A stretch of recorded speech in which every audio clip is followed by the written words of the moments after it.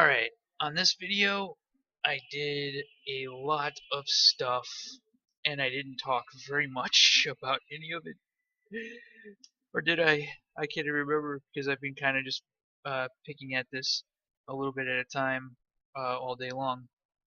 So, as of now, officially, every area is now in the map. The massively difficult battle is really hard fight. Here I I'm not gonna bother to show footage in this video. I'm gonna show footage in a separate video of just a full playthrough from start to finish. Because I noticed that like I was doing too many playthroughs on my previous videos and stuff like that. Uh, this battle sequence, I'll fly around it and describe everything that happens and how the fight is currently functional at the moment. It's so fucking hard that even though I designed it, I'm having trouble beating it, consistently. It might actually be too hard. And that's not even on black metal. So you also have to keep in mind, I'm building this with the hardest difficulty in mind first, and then I make the easier difficulties after that. It's just easier to do it that way because the hardest difficulty requires the most attention to balance, and that's pretty consistent among all things. That's why even on things that are sort of off topic, like when you're balancing a multiplayer shooter, you always want to balance it around the high end play because that requires the most attention, whereas it's easier to balance it for low end play. If people don't really care as much, or if there's too much ammo, it's not going to really like make that much of a difference in a Doom 2 map. But if it's too hard on ultra violence to actually even feasibly beat it, you just fucked up like royally, because the people who would be playing it at that difficulty are most likely the ones that are going to be the ones to talk about it and complain and say your level's broken, dude. Anyway, with that said, when I fly over this area here, starting with this first change here, this fight is so over the top that I decided that instead of just walking down a hallway and suddenly, wow, I'm in a really fucking hard fight. I wonder how this happened. I actually have you flip a switch, which then changes the music and sets everything up, and now, and that's how you end up in this fight. Um, Pinky demons come in. You gotta like kill those. The Archvile will teleport if you don't kill him. um, I changed it from mancubuses because that was just too fucking stupid hard. Like they were just napalming the whole fucking level. Um, so now they're just arachnotrons, so that they'll just pinpoint accuracy kill you if you stand in one spot for too long. You come up here. You have to pretty much eliminate every major bad guy in this area, and that's not an easy task because imps are not going to stop spawning until you accomplish this. In other words, the longer you take to do everything on this first half of the fight, the worse it gets. So you literally have to just be like, all right, I'm going out and just like going balls to the wall. You're gonna want to have to, grab this green armor. There is just enough health, but when I do my playthroughs, I'm usually just barely surviving, which means this shit's basically impossible for most people. That's only if you play this on the hardest difficulty. If you play it on Hurt Me Plenty, you're gonna get a normal experience that's probably something a little bit more akin to maybe just sort of walking through a Doom 1 episode or something like that.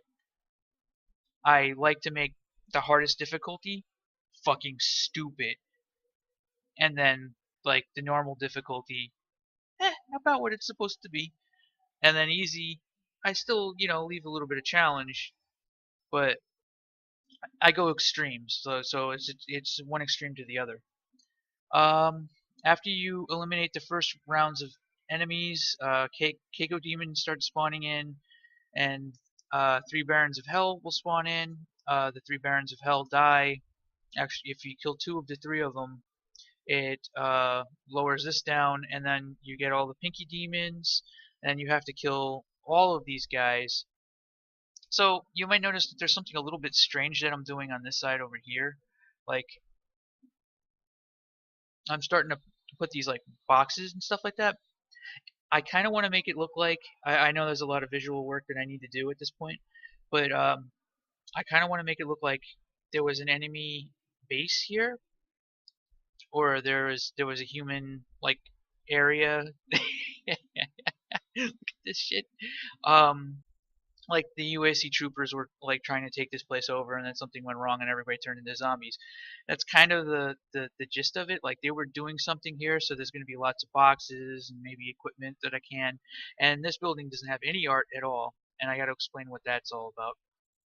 You come through, you kill all of these, then this gate opens up, and then it's just flood of these guys, and you just murder as many of them as you can. One of the things that's kind of prevalent about this is that the first half of this fight, you're just getting your ass kicked.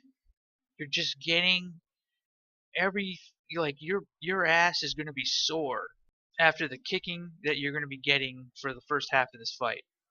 And once you get to this point, it's kind of over because these guys aren't going to be that dangerous. There's health, there's ammo. They provide unsurmountable amounts of ammo. This is going to be totally impossible if you play this on Nightmare, because they're just going to respawn and you'll have to deal with that shit. But yeah, like once you get to this part and that gate lowers, you're kicking their asses, and now it's sort of like this thing. Like I will do a full playthrough. I can guarantee it's going to be uplifting to you know for your own odds to be able to beat this on the hardest difficulty if I can't even fucking do it. And I know where everything spawns. I know all the mechanics. I already know everything, and it's still a 50-50 chance that I might actually beat this part. So anyway, you kill all these bad guys here, and then this lowers down, music stops, and then I change to another song, and you're probably thinking, oh god, dude, why did you add another area? Not after this fight. Why would you add more? This level needs to fucking end, dude. Seriously, just like end it now. At least that's what I'm thinking, right?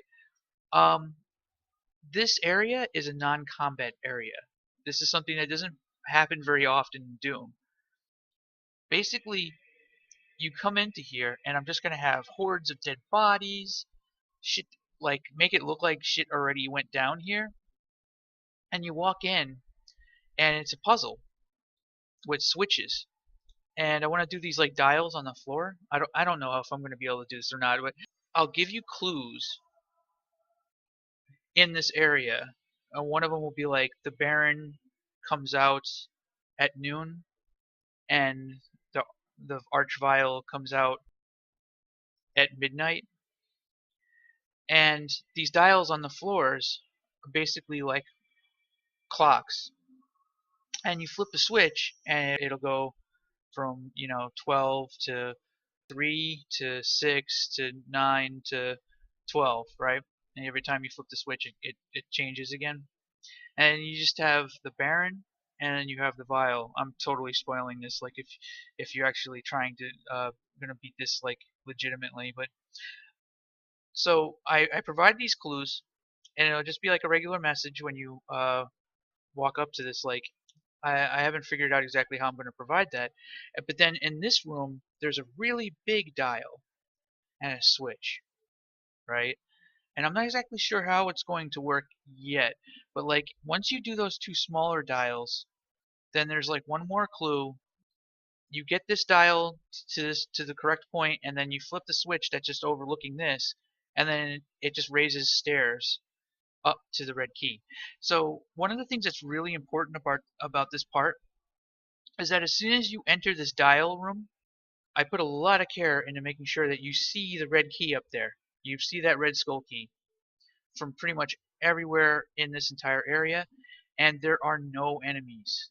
There's nothing. There will be no enemies in this entire sequence except after you solve the puzzle, which should take maybe a couple minutes, maybe slightly longer. I'm gonna do specters, and I noticed that there's variations of specter enemies that are different. Like I could do a specter mancubus or something like that. I don't know if that's a good idea, but basically when you solve this puzzle and you get the red key, I'm gonna just spawn specters sort of periodically throughout the whole level. There's just gonna be specters, enemy types, just hanging out like near the exit. They're just gonna be kind of like hiding and ambushing, and I'm gonna spawn in Pinky Demon specters and all that kind of stuff.